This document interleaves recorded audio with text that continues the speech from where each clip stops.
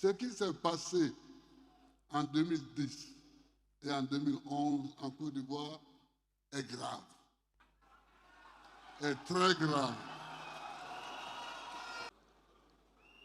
Et je pense que ces faits graves méritent un autre sort que celui qu'on lui a donné jusqu'à présent. On arrête quelqu'un, on le jette à la CPI.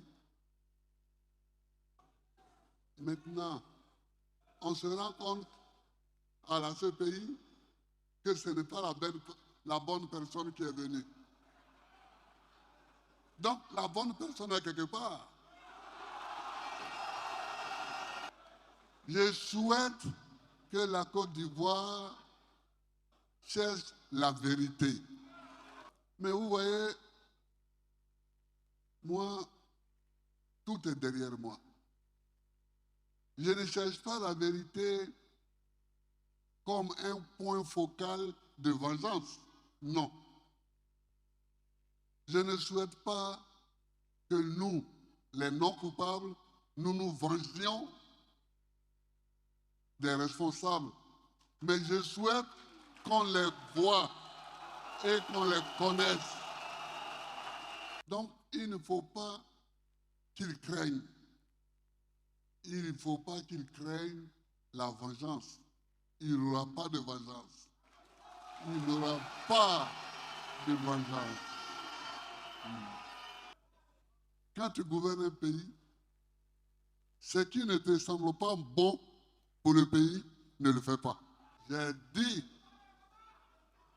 au directeur du BNET d'étudier avec les partenaires les sources de revenus pour financer le troisième pont. Parce qu'on peut trouver des sources de revenus pour ceux qui fument.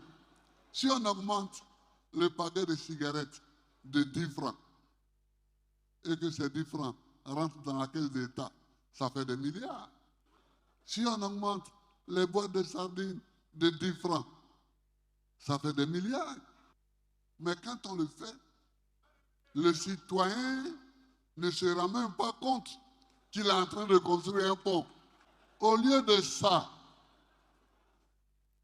mettre un péage à 1000 francs, c'est-à-dire 500 francs aller, 500 francs retour, entre Marcory et Cocody. Je trouve ça ridicule. Il ne faut pas mettre des péages partout. Le péage n'est pas à bannir. Le péage aussi est un impôt indirect. Mais comment tu mets ton impôt indirect pour que ça impacte positivement le peuple? C'est ça. Je vous assure, c'est terrible. La circulation à Abidjan, c'est la catastrophe. Hein? C'est la catastrophe. À Cocody même. À Cocody même. De Cocody à Cocody. De Cocody à Cocody.